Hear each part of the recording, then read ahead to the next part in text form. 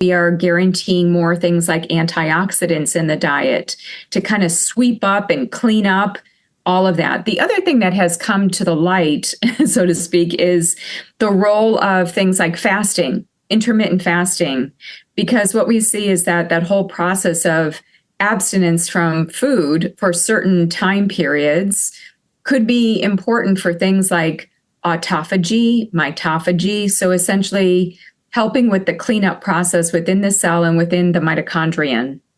So yes, I think we need to consider timing of eating, what we are eating, the macronutrients, which would be the protein, carbohydrate, and fat.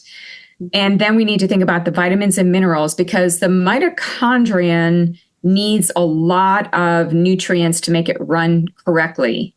And we can maybe unpack that a little bit. Yeah. And we need to tend to things like lifestyle too, which we'll get into.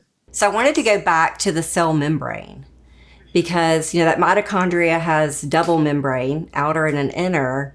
And I think back, Lori and I were just leading a group. We were teaching a group, a Mindshare collaborative group of other providers, and we got into the conversation about trans fats.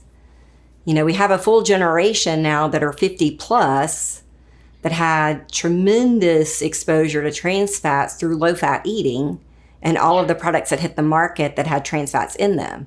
So their mitochondrial membranes are shot.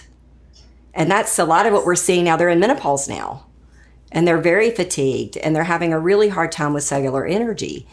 What would you say about that? Like, is there a way to help rehab those mitochondrial membranes?